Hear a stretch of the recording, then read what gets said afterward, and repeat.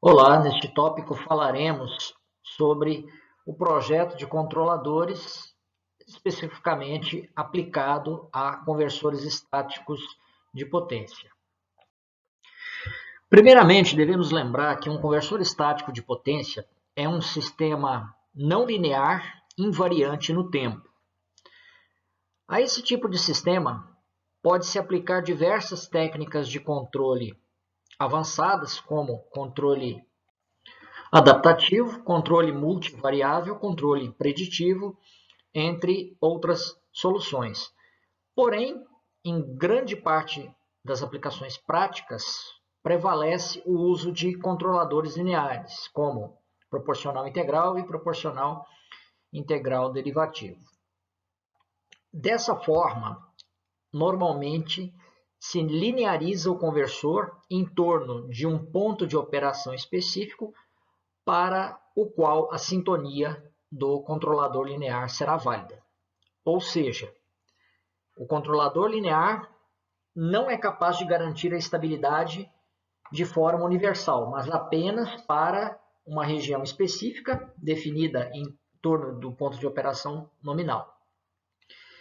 Assim, vamos considerar esse diagrama de blocos genérico, em que G de S é a planta ou o conversor, O de S é a saída, que realimentada por meio de um bloco H de S, permite comparar a entrada com a saída, gerando um sinal de erro E de F. Então, a função de transferência que relaciona a entrada e a saída é mostrada pela equação 2, que é bastante conhecida. O produto entre as funções de transferência G de S e H de S é denominado função de transferência de laço aberto, e é sobre essa função que o controlador deve atuar, que ela deve considerar não apenas a planta, mas também outros blocos que estão associados ao sistema, como o modulador e o sensor de tensão ou de corrente. Então, a função de transferência f de S genérica possui um polinômio no numerador e um polinômio do denominador. As raízes do polinômio do numerador são chamadas de zeros e as raízes do polinômio do denominador são chamados de polos. Além disso, devemos nos lembrar daquela característica que define um sistema estável. Então, se o termo mostrado na função de transferência do slide anterior, 1 mais G de S vezes H de S, tender a zero, o sistema tenderá a ser estável, pois sua resposta tenderá a infinito quando excitado. Lembramos que do domínio da frequência, S é igual a Jω, sendo ômega a frequência angular, ou seja, 2π vezes a frequência em Hz. E assim podemos calcular o módulo e o ângulo da expressão 5. Lembrando que o módulo é a raiz quadrada da soma da parte real ao quadrado e da parte imaginária ao quadrado. E o ângulo será o arco tangente da relação entre a parte imaginária e a parte real. Dessa forma, temos essas condições para que o sistema seja instável, considerando a equação 5 mostrada no slide anterior. Além disso, é possível definir a margem de fase como sendo 180 graus menos o ângulo de fase. De acordo com a teoria de controle linear, se a margem de fase de um dado sistema for positiva, o sistema será estável. E à medida que essa margem de fase se aproxima de zero, aproxima-se também da condição de instabilidade. Desse modo, para pequenos valores de margem de fase, teremos uma resposta do sistema oscilatória contendo sobressinal, o que deve ser evitado. No caso, então, de projeto de conversores estáticos de potência, podemos escolher valores positivos entre 45 e 90 graus, de forma conservativa, para garantir uma boa resposta quando perturbações forem aplicadas ao sistema. Uma outra questão importante é que sistemas de primeira ordem são inerentemente estáveis. Esses sistemas possuem uma taxa de decrescimento da curva de ganho de menos 20 decibéis por década em torno da frequência de cruzamento de ganho unitário. Então, se for possível projetar um controlador que atue sobre a função de transferência de laço aberto e torne a função de transferência em malha fechada um sistema próximo ao de primeira ordem, teremos então a garantia da estabilidade com uma boa resposta dinâmica. Nesse slide temos justamente a ilustração dos conceitos que foram anteriormente mencionados. Primeiro, a frequência de cruzamento de ganho unitário é aquela frequência em que a curva de ganho em decibéis apresenta valor nulo, representada no diagrama superior ali por Fc, ao passo que a margem de fase na frequência de cruzamento de ganho unitário será 180 graus menos o ângulo φ correspondente à frequência Fc.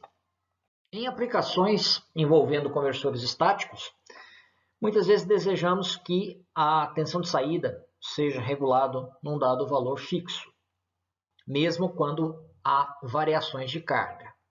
Então, dessa forma, deve-se garantir que o erro em regime permanente, também conhecido como erro estático, seja o menor possível, tendendo a zero em condições nas quais houver perturbações aplicadas ao sistema.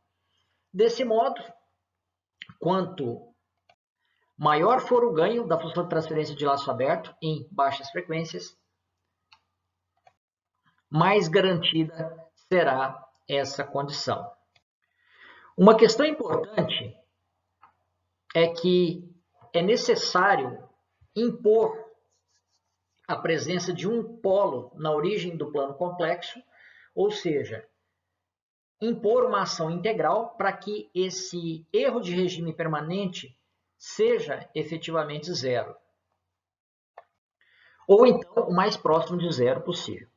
Outra questão que influencia a resposta dinâmica do sistema é a escolha da frequência de cruzamento de ganho unitário. Essa frequência deve ser a maior possível, mas de acordo com a teoria de amostragem, essa frequência não pode ser superior a 1/4 da frequência de comutação do conversor estático. Do contrário, este não mais poderá ser considerado um sistema de tempo contínuo.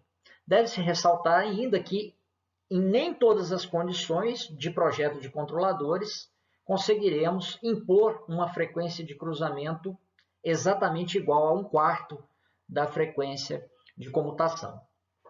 E outro aspecto importante é que a resposta de um dado conversor dependerá estritamente do tipo de controlador escolhido e da forma que esse controlador é sintonizado. Daí a importância de se analisar adequadamente a resposta do sistema, sendo que há uma grande variedade de ferramentas matemáticas para essa finalidade, como o SISUTool, que é um pacote associado ao MATLAB. Vamos dizer que sintonizar um dado controlador é como preparar uma receita. Então, existem várias receitas para essa finalidade disponíveis na literatura e nos livros básicos de controle linear. A forma mais simples e direta de se sintonizar controladores é utilizar a técnica de cancelamento de polos e zeros.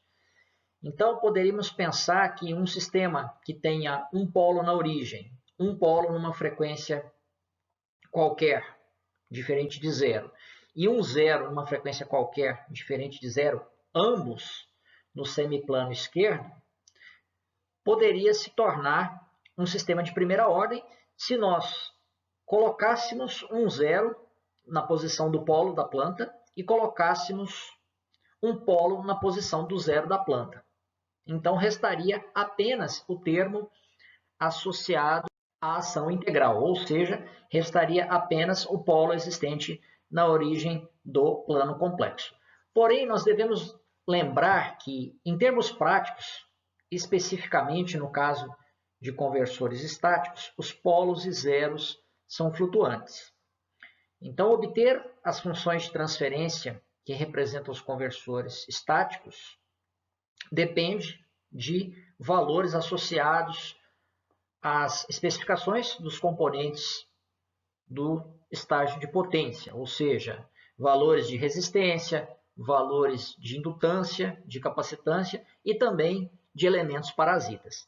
Todos esses parâmetros variam na prática de acordo com temperatura, envelhecimento, erros de tolerância, entre outros fatores.